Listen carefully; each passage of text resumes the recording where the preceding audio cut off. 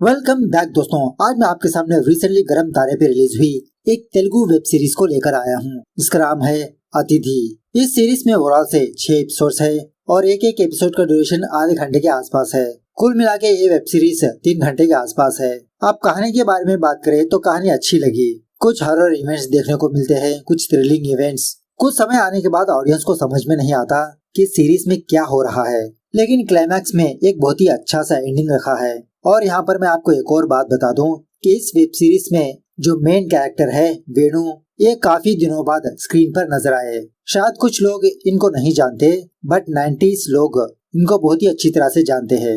अपने time period में एक अलग ही लेवल की मूवीज प्रेजेंट किया है। खैर चलिए, वीडियो लंबी होने वाली है, उससे पहले लुटा दो प्यार, फॉलो इंस्टाग्राम। कहानी की शुरुआत में ही एक बंदा घबराते हुए भागते हुए किसी जगह पर आता है। तभी इस बंदे को इसका एक फ्रेंड कॉल करता है, पूछने लगता है कि सुबह से कहां पर थे। ये बंदा कहने लगता है, अरे यार ये सब छोड़ो, मैं अभी अभी मौत के मुंह से बचकर निकल आया हूँ। क्या वो लड़की अभी भी हमारे कब्जे में है? तो उसका फ्रेंड कहने लगता है, हाँ भाई वो अभी भी हमारे कब्जे में ही है। ये बंदा कहने लगता है, तुम उस लड़की को वहीं पर रखो, मैं भी वहाँ पर आ रहा हूँ। ऐसा कहना ही था, वहाँ की एक स्ट्रीट लाइट अपने आप ब्लिंक होने लगती है। थोड़ी देर के बाद इस बंदे के चीखें निकलने लगती है, जैसा लगता हो कोई भूत इस पर हमला किया हो। दूसरे सीन में सवारी नाम के एक यूट्यूबर को दिखाया जाता है। एक्चुअली सवारी हॉन्टेड प्लेसेस पर जाकर हॉन्टिंग वीडियोस बनाते रहता है। तो फिलहाल सवारी एक गांव आता है। इस गांव में एक प्लेस बहुत ही फेमस है और वो भी हॉन्टेड होती है। अपना वीडियो ऑन करके दो बूढ़े आदमी से उस प्लेस के बारे में पूछने लगता है। सो उनमें से एक बूढ़ा आदमी सवारी से कहने लगता है कि बहुत सालों पहले एक लड़की एक लड़के से प्यार किया करती थी। उसके बॉयफ्रेंड ने उस लड़की को धोखा दिया, जिसकी वजह से वो लड़की सुसाइड कर लिया। तब से लेते हुए उस लड़की की आत्मा उस प्लेस पर वहीं पर भटकती रहती है। जो कोई भी बंदा अकेले उस जगह से गुजरने लगता तो उस लड़की की आत्मा उस लड़के को पकड़ लेती है। यहाँ से 10 किलोमीटर की दूरी पर वो हॉन्टेड प्लेस है। वहाँ के 3 स्ट्रीट लाइट्स हमेशा ऑफ में रहते हैं। जब कोई भी अपनी गाड़ी से फर्स्ट स्ट्रीट लाइट के पास जाएगा तो उसकी हेडलाइट ऑफ हो जाएगी, और थोड़ा आगे जाएगा तो उसकी गाड़ी ऑफ हो जाएगी। जितना भी स्टार्ट करो, किक मारो, उसकी गाड़ी स्टार्ट ही नहीं होती। जब वो तीसरे पोल के पास जाएगा तो उसको उस लड़की की आत्मा नजर आती है। उसी वक्त पीछे पलट कर ना देखते हुए हम लोगों को आगे बढ़ जाना चाहिए। तब जाके किसी भी बंदे की गाड़ी स्टार्ट हो जाती है। एक ही किक में फटाक से वहाँ से भाग जाना है। सवारी पूछने लगता है, अच्छा आप दोनों में से किसी ने उस आत्मा को देखा? ये दो बूढ़े लोग कहने लगते हैं, किसी ने नहीं देखा, और जिसने देखा वो जिंदा नहीं है। सवारी कहने लगता है, तो देखा फ्रेंड्स, अगर किसी ने नहीं देखा तो वो कहानी इन दोनों बूढ़ों को किसने सुनाई? क्या वही भूत ने आकर सुनाई? अब मैं उसी बात का पता लगाने के लिए उस प्लेस पर जाने वाला हूँ, और आप लोग वीडियो में बने रहिए। मैं हमेशा की तरह एक ही बात कहता हूँ, इस दुनिया में भूत वूत नहीं है, आत्मा वात्मा नहीं है। आप चलिए मेरे साथ देखते हैं उस आत्मा को। दूसरे सीन में एक बहुत बड़े बंगले को दिखाया जाता है, और इस बंगले में रवि वर्मा नाम के एक बंदे को दिखाया जाता है। और इतने बड़े घर में रवि वर्मा अकेले ही सारे काम करते रहता है। खाना बनाता, घर की साफ सफाई करता, पेंटिंग करता, गाने सुनता। रवि की बीवी का नाम होता है संध्या, जो फिलहाल इसके पैर पैरालाइज हो चुके होते हैं। हमेशा ये अपने कमरे में ही सोई होती है। और इसी तरह रवि एक राइटर होता है। जब रवि संध्या के लिए खाना लेकर आता है, संध्या रवि से कहने लगती है कि आपकी मैंने पिछली कहानी पढ़ी, रूटीन लगी मुझे, आप थोड़ा नई कहानियों को लिखिए ना, जैसे आजकल के जनरेशन के लोग पसंद करे। वही रूटीन कॉन्सेप्ट, वही रूटीन एंडिंग। आजकल के जनरेशन को ऐसी कहानियां पसंद नहीं आती। यह सुनने के बाद रवि संध्या से थोड़ा सा नाराज हो जाता है, मतलब रोमांटिक वाला नाराज। उसके बाद रवि अपनी लाइब्रेरी में आकर नई कहानी लिखना स्टार्ट करता है। अब घर के बाहर बारिश का मौसम होता है। यही चीज रवि के दिमाग में आती है और ये उस कहानी को लिखने लगता है कि आधी रात को जबरदस्त बारिश हो रही होती है, और उस बारिश में एक लड़की सर से लेते हुए पैर तक भीग चुकी होती है। वो अपना रास्ता भटक कर एक घर के पास आकर उस दरवाजे को खटखटाने लगती है। ऐसा लिखना ही था। एट द सेम टाइम कोई अनजान बंदा रवि का दरवाजा खटखटाने लगता है। रवि सोचने लगता है कि इतनी रात को मेरे घर कौन आया होगा। तब दरवाजा ओपन करता है तो दरवाजे के बाहर एक खूबसूरत लड़की खड़ी होती है, और वो भी बारिश में भीगी हुई। ये लड़की कहने लगती है कि सर एक्चुअली मेरा नाम माया है, मैं यहाँ से गुजर रही थी, जबरदस्त बारिश होने लगी, समझ में नहीं आया कि मैं किस तरफ जाऊँ। मुझे आपका घर नजर आया, इसलिए मैं यहाँ पर आ गई। क्या मैं थोड़ी देर आपके घर में स्टे कर सकती हूँ? तो रवि माया को अपने घर के अंदर इनवाइट करता है। तो माया इतना बड़ा घर देखकर इसके तो आंखें चकराने लगते हैं। बाद में माया कहने लगती है कि इस गांव में एक ही दिन का काम होने की वजह से मैं अपने कपड़े नहीं ले आई। क्या आप प्लीज मुझे कोई कपड़े दे सकते हो? मेरे पास दूसरे कपड़े नहीं है, मैं बहुत भीग चुकी हूँ। सो रवि अलमारी की चाबी लेने के लिए ऊपर वाले कमरे में जाता है। संध्या पूछने लगती है क्यों, कोई नई कहानी दिमाग में आई? अरे कहिए ना, मैं भी आपकी थोड़ी हेल्प कर दूंगी। तो रवि संध्या को ये नहीं बताता कि माया इसके घर को आई है। इनडायरेक्टली संध्या से पूछने लगता है कि मेरी कहानी में एक लड़की हीरो के घर आई, तो हीरो उस लड़की को कैसे इम्प्रेस करेगा? संध्या कहने लगती है इसमें कौन सी बड़ी बात है, पहले चाय कॉफी पूछिए। इस तरह से हीरो हीरोइन के बारे में थोड़ी थोड़ी बातें पता कर लेनी चाहिए। उसके बाद रवि नीचे आकर अलमारी से संध्या की एक साड़ी निकालकर माया को देने लगता है और उसी तरह पूछने लगता है कि आप चाय लेंगी या कॉफी? माया कहने लगती है कि मुझे वोडका चाहिए क्योंकि वेदर बहुत ही ठंडा है। कमरे के अंदर जाने के बाद माया जानबूझकर दरवाजा खुला ही रखती है जब ये कपड़े बदल रही होती है। ये देखकर रवि उस कमरे का दरवाजा बंद कर देता है। बाद में ऊपर अपने वाइफ के पास आकर यही बात कहने लगता है कि कहानी में हीरोइन वोडका पीती है। संध्या कहने लगती है अच्छा, जिसका मतलब कैरेक्टर थोड़ा कंफ्यूजिंग सा है। लड़कियों को समझने के लिए पहले उनका दिल जीतना होगा, तभी लड़कियां खुलकर अपनी बात रखती है। इस तरह से रवि को कुछ टिप्स वगैरह देने लगती है। नीचे आने के बाद माया वो लाल साड़ी पहन चुकी होती है। माया को इस लाल साड़ी में देखकर रवि के तो होश ही उड़ जाते हैं। माया की तरफ अट्रैक्ट होने लगता है और संध्या ने जैसा कहा रवि माया की तारीफ करने लगता है इसकी ब्यूटी की। बाद में रवि माया से पूछने लगता है कि आप इस गांव को कैसे आना हुआ?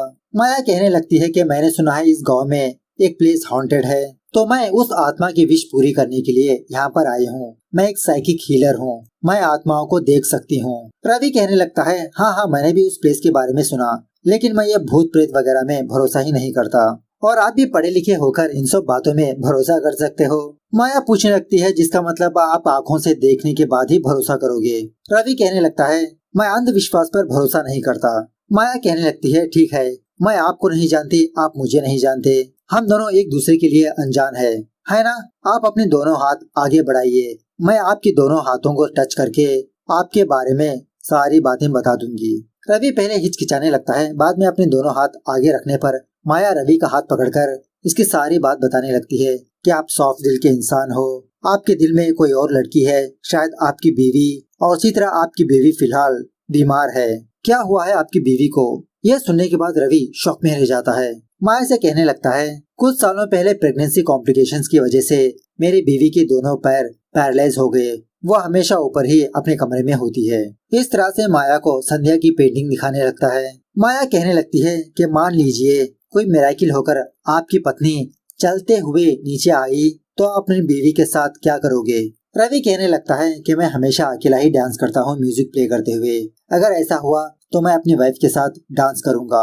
माया कहने लगती है आप मुझे ही अपनी पत्नी मानकर मेरे साथ डांस करिए। तो रवि पहले तो मना करने लगता है, लेकिन बाद में माया रवि को मनवा लेती है। म्यूजिक प्ले करने के बाद रवि और माया डांस करने लगते हैं और इसी डांस के दौरान रवि को इसकी बीवी संध्या नजर आती रहती है।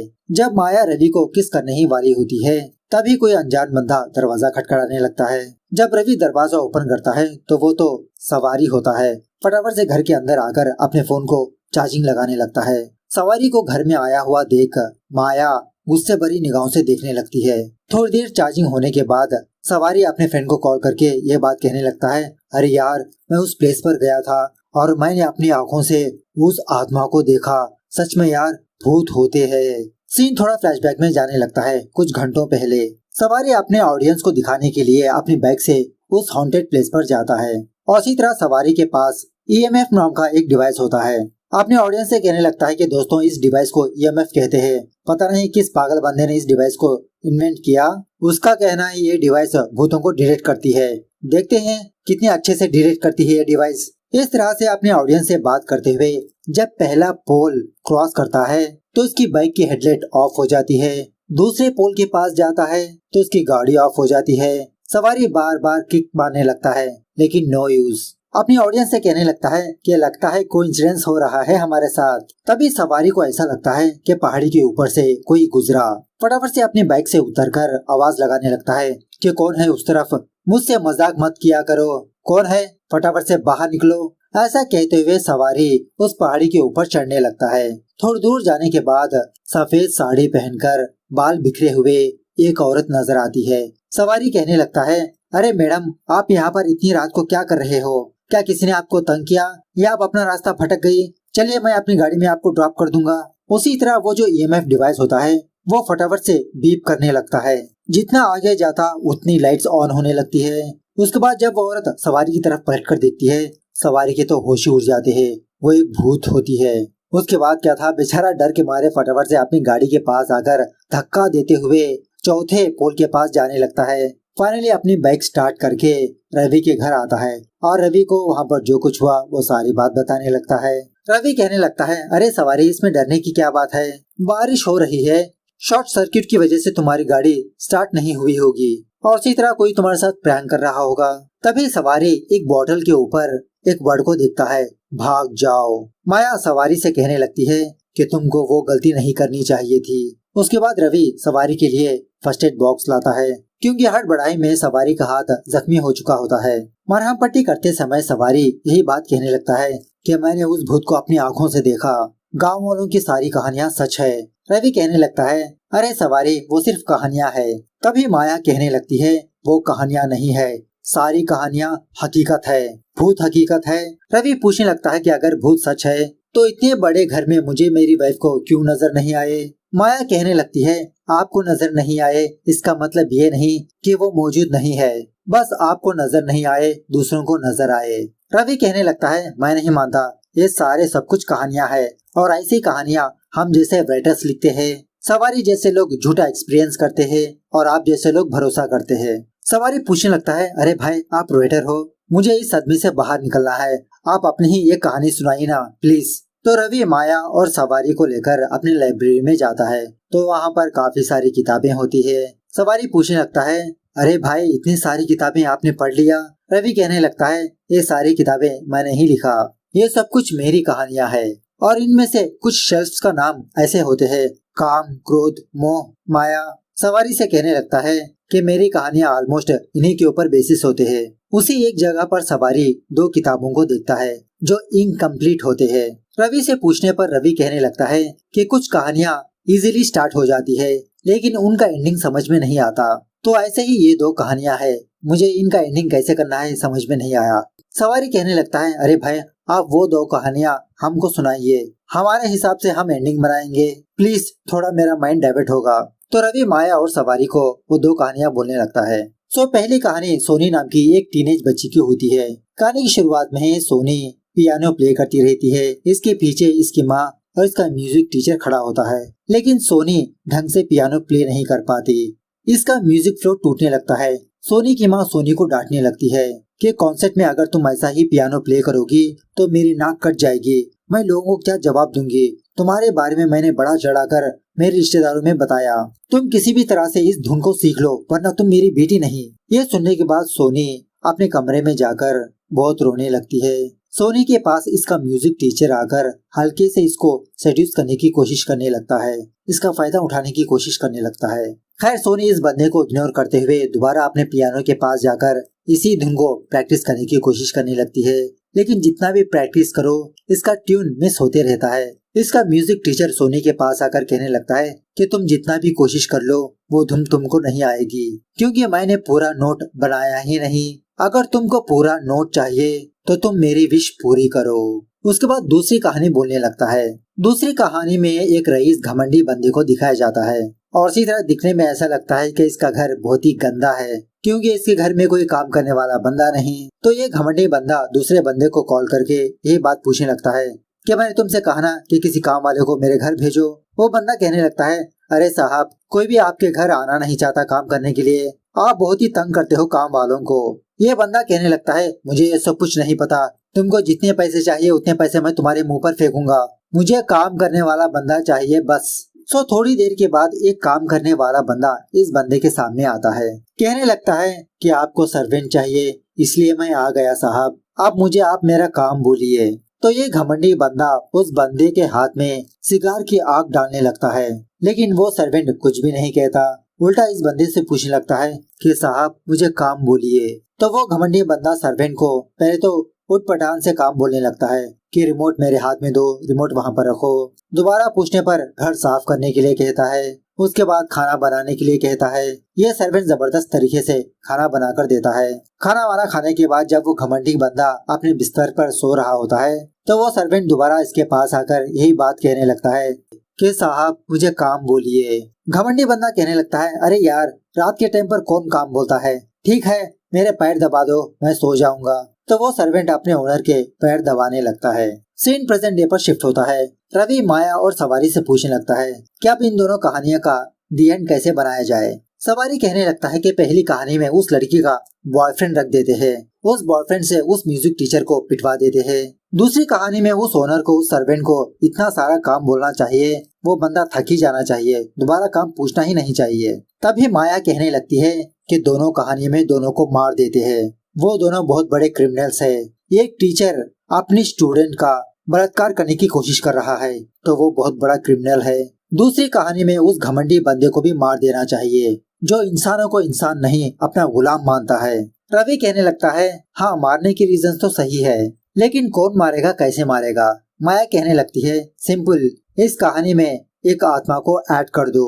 जरूरी नहीं है कि आत्मा बुरी होती है, कुछ आत्मा अच्छी भी होती है। ऐसा कहना ही था। सवारी अपना ईएमएफ मीटर निकालकर चेक करने लगता है तो वो बीप बीप बीप बीप करने लगता है। तो सवारी को पक्का यकीन होने लगता है कि माया ही वो भूत है। फटाफट से रवि को खोपचे में बुलाकर यही बात कहने लगता है कि अरे भाई वो माया नहीं है, वही असली भूत है। मैं उस प्लेस पर जाकर वापस आते समय पीछे पलटकर देखा, इसलिए अब वो आत्मा मेरे पीछे पड़ी है। मेरे आने के बाद वो आत्मा इस लड़की के अंदर आ गई हो। उस लड़की का बिहेवियर भी कुछ अलग है। इस तरह से सवारी अपना वो ईएमएफ मीटर दिखाने लगता है। रवि इन बातों पर भरोसा नहीं करता, सारे चीजों पर टेस्ट करने लगता है तो ये मीटर सारी चीजों पर बीप बीप बीप बीप करने लगता है। कहने लगता है कि तुम्हारा मीटर ही खराब है, पता नहीं कौन सा चाइना माल खरीद कर बैठे तुम। तभी माया इन दोनों के पास आकर रवि से कहने लगती है कि मुझे वॉशरूम जाना है। जब रवि माया को वॉशरूम ले जा रहा होता है तो शीशे में सवारी माया की रिफ्लेक्शन को नहीं देखता, सिर्फ रवि के रिफ्लेक्शन को ही देखता है। तो इस बात से सवारी को पक्का यकीन हो जाता है कि माया ही भूत हो सकती है या तो फिर माया के शरीर में भूत है। सवारी यहाँ से भागने का डिसाइड कर लेता है, लेकिन तभी सीन थोड़ा फ्लैशबैक में जाने लगता है। एक साल पहले सवारी के यूट्यूब चैनल पर 1 लाख सब्सक्राइबर्स हो जाते हैं। सिल्वर बटन के साथ अपनी गर्लफ्रेंड के पास जाता है ये खुशखबरी सुनाने के लिए, लेकिन उस वक्त इसकी गर्लफ्रेंड दूसरे बंदे के साथ गाड़ी में जाने वाली होती है जिसके ऑलरेडी 1 मिलियन सब्सक्राइबर्स होते हैं। सवारी से कहने लगती है कि तुमको तो 1 मिलियन आने के लिए और टाइम बाकी है, इसीलिए जो बंदा सक्सेस है मैं उसी के साथ जा रही हूँ। तो वो इंसिडेंट याद कर सवारी सोच लेता है कि कंटेंट के लिए फिलहाल ये इसी घर में रुकेगा। इस तरह से सवारी अपने कॉलर पर एक हिडन कैमरा फिक्स कर लेता है माया की सारी बातें रिकॉर्ड करने के लिए। खैर वॉशरूम से बाहर आने के बाद रवि कहने लगता है कि मैं तो भूत प्रेत पर नहीं मानता, अब सडनली मेरे कहानी में भूत कैसे ऐड करूं मैं, इसके लिए कुछ अलग ही सोचना पड़ेगा। माया कहने लगती है कि आप अपने दोनों हाथ मेरे हाथ पर रखिए, मैं आपको आपके दिमाग में थोड़े थॉट्स भेजूंगी। इस तरह से रवि माया का हाथ पकड़ने पर वो दोनों कहानियां कंटिन्यू होने लगती है। पहले कहानी में सोनी अपनी माँ के लिए सुसाइड नोट लिख रही होती है कि माँ मैं तुम्हारी बेटी नहीं बन पाई, अब मैं इस दुनिया से जाने वाली हूँ। ऐसा लेटर लिखने के बाद जब नींद की गोलियां खाने ही वाली होती है तभी कोई इसकी दरवाजे की घंटी बजाने लगता है। सोनी दरवाजा ओपन करने पर बाहर कोई भी नहीं होता, लेकिन बाहर एक गिफ्ट पैकेट होता है। जब इस गिफ्ट पैकेट को ओपन करती है तो इसमें म्यूजिक का नोट होता है, वो भी कंप्लीट नोट। उसके बाद सोनी टिप टॉप से रेडी होकर अपने म्यूजिक टीचर के घर आती है। ये बंदा सोनी को वेलकम करते हुए कहने लगता है मुझे पता था तुम जरूर मेरे पास आओगी, तुम्हारे पास और कोई ऑप्शन ही नहीं। उसके बाद सोनी वहीं पर रखे हुए पियानो को प्ले करने लगती है। इसी दरमियान में इसका म्यूजिक टीचर वॉशरूम में जाता है फ्रेश अप वगैरह होने के लिए। तभी अचानक से इसकी घर की लाइट चली जाती है। हॉल में आकर देखने पर पियानो के पास सोनी मौजूद नहीं होती, लेकिन पियानो अपने आप प्ले होते रहता है और इसी तरह उस कमरे के काफी सारे इंस्ट्रूमेंट्स भी अपने आप प्ले होते रहते हैं। इन आवाजों को सुनने के बाद वो टीचर अपने कान बंद कर लेता है। थोड़ी देर के बाद वायलिन का एक इंस्ट्रूमेंट इस टीचर का गला काटकर इसको मार देता है और इस टीचर के पास जो म्यूजिक का नोट होता है ना, वही म्यूजिक नोट एक आत्मा ने सोनी को भेजा होता है। उसके बाद सोनी कंप्लीट तरीके से इस धुन को प्ले करने लगती है। दूसरी कहानी में वो सर्वेंट अपने ओनर के पैर दबाते दबाते इसके पैर लाल कर देता है, सूजन आ जाती है इसके पैरों को। फिर भी ये सर्वेंट यही कहने लगता है कि साहब मुझे काम बोलिए। तो वो घमंडी बंदा उस बंदे को फोन करता है जो काम वाले को भेजना चाहता था। उसको गालियां देने लगता है कि मैंने तुमको काम वाले को भेजने के लिए कहा, ये किसको भेज दिया। फोन में वो बंदा कहने लगता है, अरे साहब मैंने किसी को नहीं भेजा, लगता है आपके घर कोई और बंदा आया होगा। फोन काटने के बाद ये घमंडी बंदा सर्वेंट से पूछने लगता है कि आखिरकार कौन हो तुम। सर्वेंट कहने लगता है, अरे साहब आप ही ने कहा था ना कि काम करने वाला शैतान चाहिए, वो मैं ही हूँ। साहब मुझे काम बोलिए, अगर आपने मुझे काम नहीं बोला तो मैं आपको मार दूंगा। मेरे पहले ओनर ने भी मुझे काम बोलने से मना कर दिया, मैंने उसको मार दिया। तो ये घमंडी बंदा भी इग्नोर करने की वजह से वो सर्वेंट मतलब वो भूत इस बंदे को भी मार देता है। प्रेजेंट डे पर रवि कहने लगता है, वाह दोनों कहानियों की एंडिंग बहुत अच्छी है। सवारी कहने लगता है, अरे भाई ये कैसे हो सकता है, वो लड़की आपके दिमाग में घुसकर कहानियों का एंडिंग कैसे बना सकती है, जिसका मतलब वो लड़की नहीं वो भूत है भाई। रवि कहने लगता है, चुप करो सवारी, तुमसे पहले ये लड़की मेरे घर आई, थोड़ा बहुत टाइम स्पेंड किया मैंने इसके साथ, ये कैसे भूत हो सकती है। तभी देखते ही देखते इस बंगलों की पावर चली जाती है और टेबल पर माया मौजूद नहीं होती। सवारी रवि से यही बात कहने लगता है कि भाई भूत भाग गई। रवि कहने लगता है, तुम्हारी बातें सुनने के बाद बेचारी लड़की अपसेट होकर कहीं पर चली गई। इस तरह से रवि टॉर्चलाइट लाने के लिए दूसरे कमरे में जाने लगता है। अब हॉल में बेचारा सवारी अकेला होता है।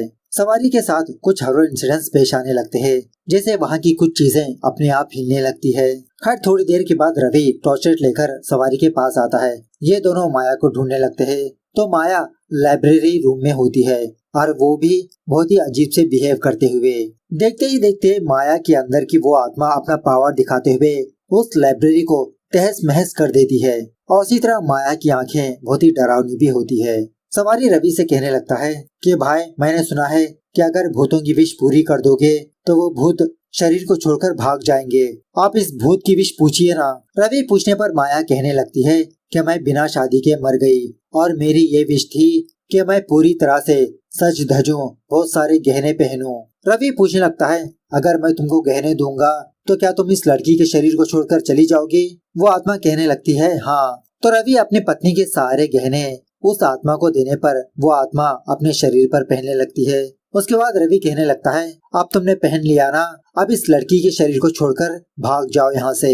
लेकिन वो आत्मा अपने आप को आईने में देखना चाहती है। जब आईने में देखती है तो ये कहने लगती है कि ये मैं नहीं हूँ, ये मेरा चेहरा नहीं है, मेरे प्लेस पर कोई और है। ऐसा चीखते चिल्लाते हुए एक सीजर लेकर अपने आप को स्टैब करके मार लेती है, मतलब सुसाइड कर लेती है। अब आत्मा मरी तो माया भी मरी। रवि सवारी से कहने लगता है कि अब हम दोनों को इस लाश के ठिकाने लगाना होगा। सवारी कहने लगता है, अरे भाई क्या बात कर रहे हो, हम पुलिस के पास जाकर जो कुछ हुआ वो सारी बात बता देंगे। रवि कहने लगता है, पुलिस वाले हमारी बातों पर क्यों भरोसा करेंगे, उल्टा हमको जेल में डालेंगे। तो सवारी प्रूफ के तौर पर अपने रिकॉर्ड की हुई वीडियो दिखाने लगता है, मतलब इसने कैमरा पहना हुआ था ना वो वीडियो। लेकिन शॉकिंग बात यह है कि ये वीडियो कुछ ढंग का ही नहीं होता, मतलब ढंग से रिकॉर्ड ही नहीं हुआ होता। एट द सेम टाइम घर के बाहर कोई आया हुआ होता है। तभी संध्या बेल बजाते हुए रवि को ऊपर बुलाने लगती है, मतलब जब भी इसको जरूरत पड़ती वो बेल बजाती रहती। सवारी बाहर झांकने पर यह बात पता चलती है कि बाहर प्रकाश नाम का एक सीबीआई ऑफिसर आया होता है। अब इन दोनों को कुछ भी समझ में नहीं आता। एक तरफ रवि की वाइफ बुला रही है, घर के बाहर सीबीआई ऑफिसर है और घर के अंदर लाश।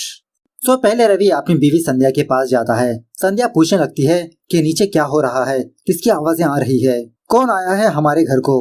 अब रवि अपनी पत्नी से सच ना छुपाते हुए सारी बात बता देता है, अब तक जो कुछ भी हुआ वो सारी चीजें। संध्या घबराते हुए कहने लगती है कि अब पुलिस वाला घर के बाहर है, अगर वो उस लड़की की लाश को देख लेगा तो आप जेल जाओगे, मैं आपको दोबारा खोना नहीं चाहती। तो रवि संध्या को समझा बुझाकर नीचे आने के बाद रवि और सवारी माया की लाश को ठिकाने लगा देते हैं, मतलब सोफे के नीचे छुपा देते हैं। उसके बाद जब दरवाजा ओपन करते हैं तो प्रकाश नाम का एक सीबीआई ऑफिसर होता है। प्रकाश कहने लगता है, एक्चुअली बारिश की वजह से मेरी गाड़ी ब्रेकडाउन हो गई, कुछ ही देर में मेरे असिस्टेंट आने वाले हैं, जब तक क्या मैं आपके घर में स्टे कर सकता हूँ। अब रवि ना कहते हुए प्रकाश को अपने घर में इनवाइट करने लगता है।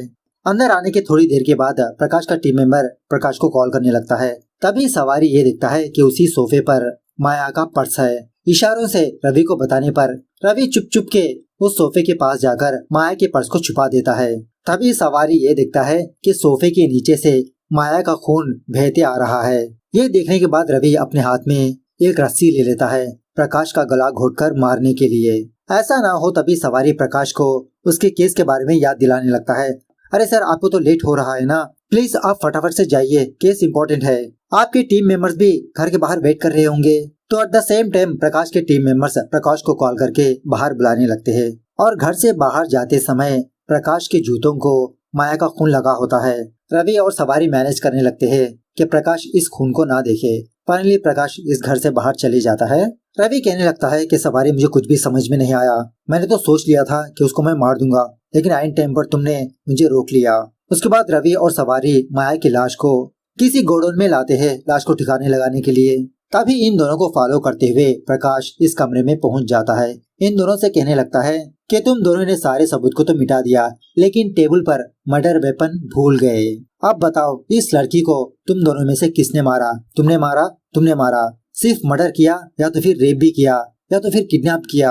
अगर तीनों चीजें कर चुके हो तो डायरेक्ट एनकाउंटर। रवि और सवारी प्रकाश को जो हुआ वो सारी बात बताने लगते हैं। मतलब ये भूत माया के शरीर में घुस गई, माया ने खुदकुशी कर ली। पहले तो प्रकाश इन दोनों की बातों पर बिल्कुल भी भरोसा नहीं करता। समझाने पर समझ जाता है। कहने लगता है, ठीक है, मैं तुम दोनों की बातों पर भरोसा कर लूंगा। वैसे भी तुम दोनों ने मुझे शेल्टर दिया, लेकिन कोर्ट ये नहीं मानेगा ना।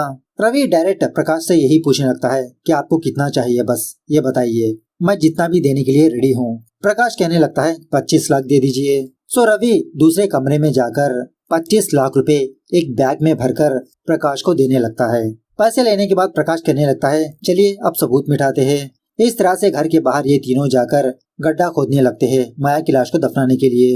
एट द सेम टाइम संध्या घंटी बजाने लगती है, मतलब रवि को बुलाने लगती है। रवि प्रकाश से कहने लगता है, डरिए नहीं, घर में मेरी बीवी है, उसको कोई जरूरत होगी इसलिए बुला रही है।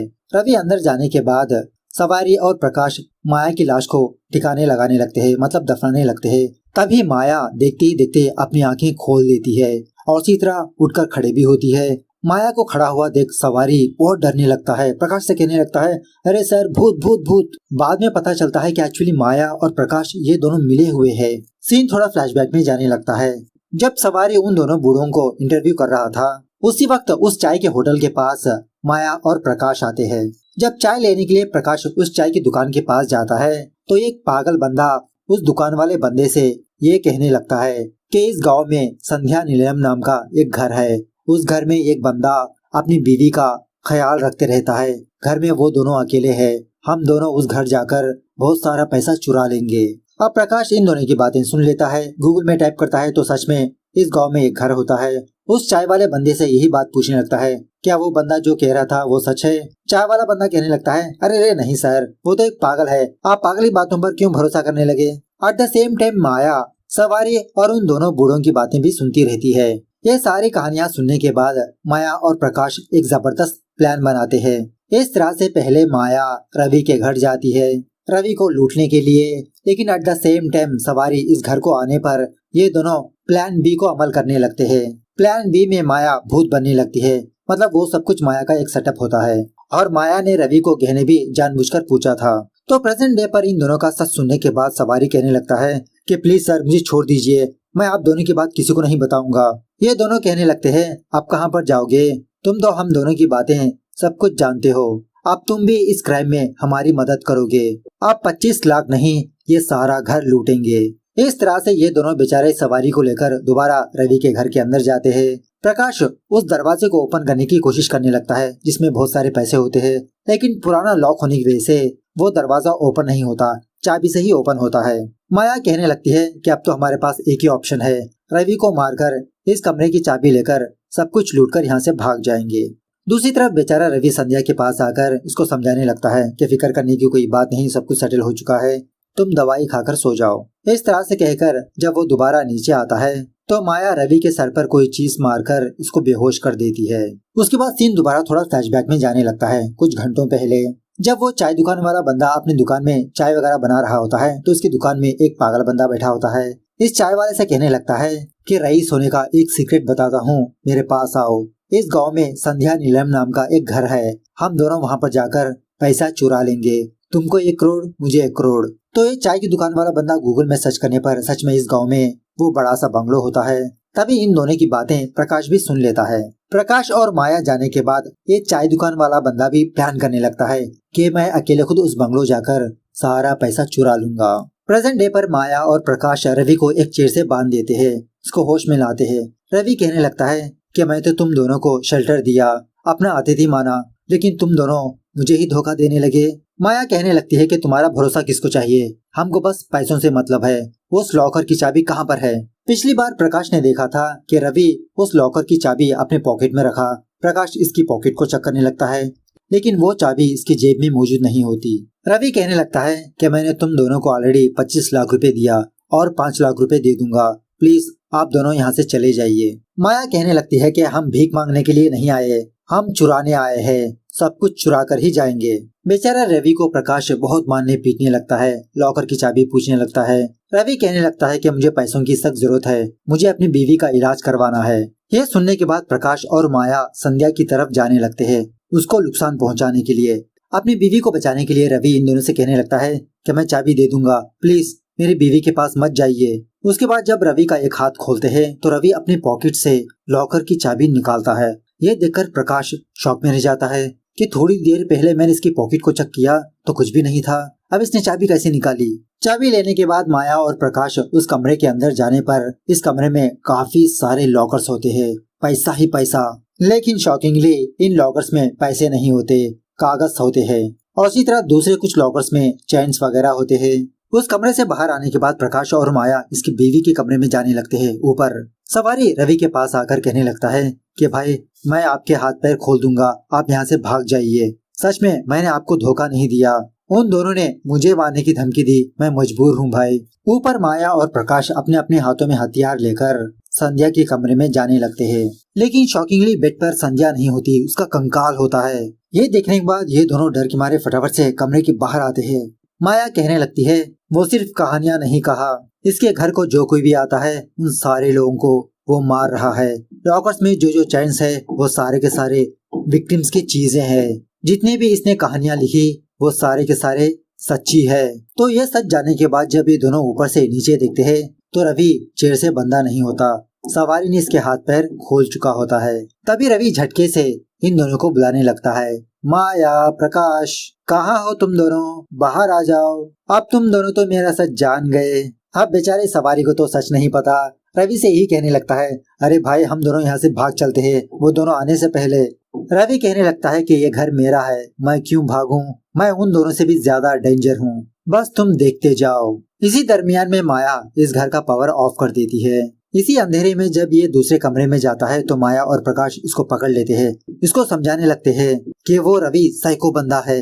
सवारी कहने लगता है अरे सर वो तो मासूम बंदा है, वो साइको कैसे हो सकते हैं, आप दोनों साइको बंदे हैं। तो सवारी को यकीन दिलाने के लिए प्रकाश सवारी को संध्या के रूम में भेजता है। उसके बाद क्या था, वो कंगाल देखकर डर के मारे बाहर आ जाता है। थोड़ी देर बाद रवि अपने हाथ में हथियार लेकर इन तीनों को अपने घर में तलाश करने लगता है, इन तीनों को फॉलो करने लगता है। इसी दरमियान में माया सीढ़ियों से नीचे गिरकर बेहोश हो जाती है। सवारी और प्रकाश माया को उठाकर एक कमरे में लाते हैं, अपने आप को बंद कर लेते हैं। लेकिन इसके बावजूद भी रवि इस दरवाजे को तोड़ने लगता है। एट द सेम टाइम कोई अनजान बंदा इसके घर का दरवाजा खटखटाने लगता है। दरवाजा ओपन करने पर और कोई नहीं, वो चाय दुकान वाला बंदा आया होता है इस घर को लूटने के लिए। इस चाय वाले को अंदर बुलाकर रवि कहने लगता है कि मैं इस घर का सर्वेंट हूँ, इस घर के ओनर तो ऊपर सो रहे हैं। चाय वाला कहने लगता है ठीक है तुम मेरी मदद करो, हम दोनों बांट लेंगे, पार्टनरशिप। दूसरे कमरे में फाइनली माया होश में आ जाती है। प्रकाश माया से कहने लगता है कि हम चारों तरफ से ट्रैप हो चुके हैं। माया कहने लगती है अब एक ही रास्ता है, हम उसको मार देंगे। कमरे से बाहर आने पर वो चाय वाला बंदा होता है, इसे पूछने लगते हैं कि रवि कहाँ पर गया। वो दुकान वाला बंदा कहने लगता है कि वो तो ऊपर गया। सो माया और प्रकाश अपने अपने हाथ में हथियार लेकर रवि को ढूंढने लगते हैं।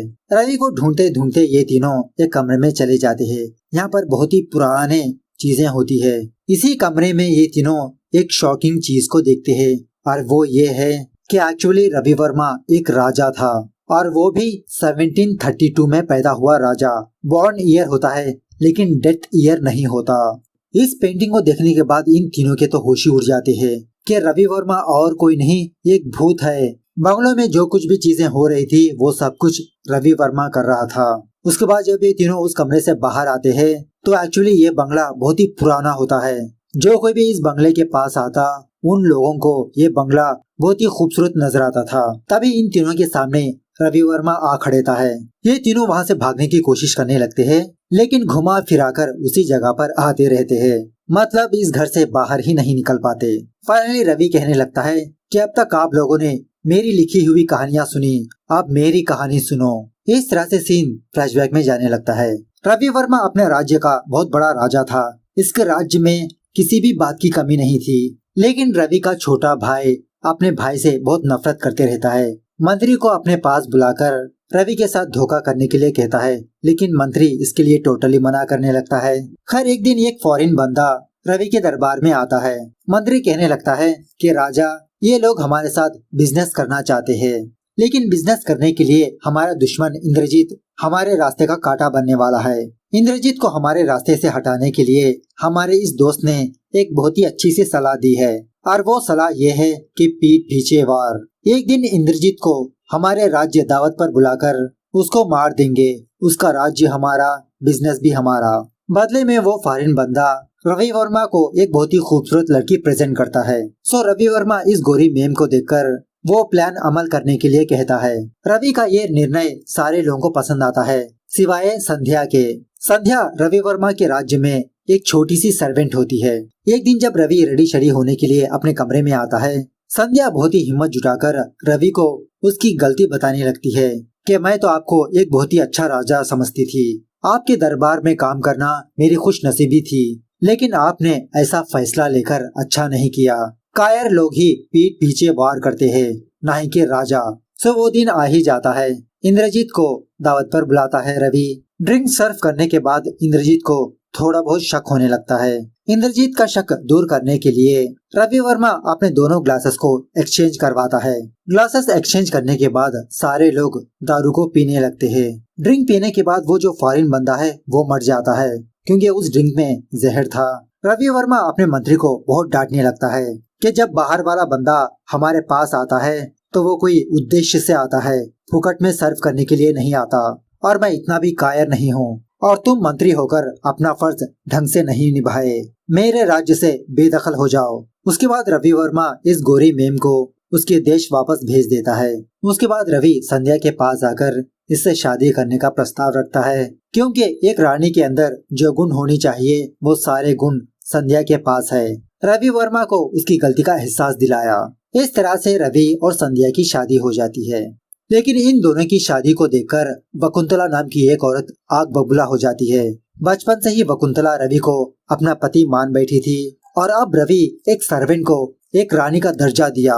वकुंतला का फादर वकुंतला के पास आकर कहने लगता है कि मेरी बेटी को मैं ऐसे दुखी नहीं देख सकता, तुम देखती जाओ मैं उस संध्या का क्या हाल करूंगा। इस राज्य की रानी तुम ही बनोगी। उसके बाद रवि वर्मा के चहेते लोग ही इसके दुश्मन बन जाते हैं। इसका मंत्री, इसका छोटा भाई, वकुंतला का फादर, इंद्रजीत और खुद रवि वर्मा का बॉडीगार्ड भी। ये पांचों सोच लेते हैं कि रवि को पीठ पीछे वॉर करेंगे। उसके बाद ये राज्य रवि के छोटे भाई का होगा। सो इस तरह से एक रात ये पांचों मिलकर रवि के पीठ पीछे वॉर कर देते हैं। रवि को मौका मिलता है अपने भाई को मारने का, लेकिन ये मारता नहीं। उसी वक्त वकुंतला ऊपर जाकर बेचारी संध्या को भी मार देती है। बेचारा रवि जख्मी हालत में ही अपनी पत्नी संध्या के पास आता है, लेकिन तब तक संध्या मर चुकी होती है। गुस्से में आकर जब ये नीचे जाता है तो इसको ये बात पता चलती है कि रवि तो कब का मर चुका होता है। संध्या के पास रवि की आत्मा आई होती है। उसके बाद रवि वर्मा की आत्मा इन पांचों लोगों का गला काटकर मार देता है, और दोबारा इसकी आत्मा इसके ही शरीर में चली जाती है। उस दिन से रवि वर्मा अभी तक नहीं मरा। मेरी मरने की वजह वो 6 चीजें हैं: काम, क्रोध, मोह, ईर्ष्या। इन सारे चीजों को कंट्रोल करने के लिए सिर्फ 1 सेकंड का समय लगता है, लेकिन इस 1 सेकंड में बड़े बड़े राज्य ही बर्बाद हो जाते हैं। मेरे घर को काफी सारे लोग आए, लेकिन वो लोग अपने अंदर के लालच को रोक नहीं पाए, कंट्रोल नहीं कर पाए। हाँ, मैं मानता हूँ पैसे किसको नहीं चाहिए, हर एक की जरूरत है, लेकिन लालच बहुत बुरी चीज है। मैंने आप दोनों को 25 लाख रुपए दिया, लेकिन आप दोनों वो पैसे लेकर भागने के बजाय दोबारा मेरे घर में आए मुझे लूटने के लिए। यह सुनने के बाद माया और प्रकाश रवि से बहुत गिड़गिड़ाने लगते हैं कि हम दोनों को माफ कर दो, प्लीज हम दोनों को जाने दीजिए। तो रवि इन तीनों को जाने देता है। ये तीनों भागते भागते अपनी गाड़ी के पास आ ही जाते हैं, लेकिन माया को अभी भी लालच का भूत उतरा नहीं होता। प्रकाश से कहने लगती है कि वो 25 लाख रुपए हम दोनों ने वहीं पर छोड़कर आ गए। चुपचाप वहाँ पर जाकर वो पैसे हासिल कर लेते हैं। पहले तो प्रकाश माया की बातों को नहीं मानता। अगर हम दोबारा गए वो हम दोनों को मार ही देगा। लेकिन लालच भाई साहब, लालच बहुत बुरी बात है। ये दोनों दोबारा रवि के बंगलो जाने लगते हैं, लेकिन सवारी नहीं जाता। बंगलो के अंदर जाने के बाद वो पैसों वाली बैग बाहर ही होती है। लेकिन शॉकिंग बात यह है कि इस बैग में पैसे नहीं बल्कि कागज होते हैं। उसके बाद क्या था, रवि इन दोनों को देखकर वापस अपने बंगलो के अंदर ला लेता है। रवि कहने लगता है तुम दोनों नहीं बदलोगे, अगर बदलना चाहो भी तो तुमसे नहीं होगा। इस दुनिया को सवारी जैसे अच्छे लोग चाहिए, ना ही कि तुम जैसे लूटने वाले लोग। इसलिए भगवान ने मुझे धरती पर ही रखा ताकि तुम जैसे बुरे लोगों को सबक सिखा सकूं। ऐसा कहते हुए रवि एक डोर को प्रकट करता है और इस दरवाजे के अंदर ऐसे ही बुरे लोगों की आत्मा होती है। और इसी तरह इस घर में जो जो चीजें हैं उनकी एक एक कहानी है, जैसे water bottle, wall clock, sofa, chair. और एक्चुअली इस आईने में सिर्फ आत्मा ही नजर आते हैं, ना ही कि इंसान। फाइनली रवि वर्मा माया और प्रकाश की आत्माओं को भी इसी दरवाजे के अंदर कैद कर लेता है। दूसरी तरफ बेचारा सवारी किसी बंदे से लिफ्ट मांगकर वापस अपने घर जाने लगता है। बंगला में रवि माया और प्रकाश की एक और कहानी को लिखता है। इस तरह से ये वेब सीरीज यहाँ पर दी एंड होती है और दिखने में ऐसा लगता है कि इसका दूसरा सीजन भी आने वाला है। तो सीरीज कैसे लगी कमेंट करके बताना जरूर। मिलते हैं अगली वीडियो में, तब तक take care, bye bye, see you soon.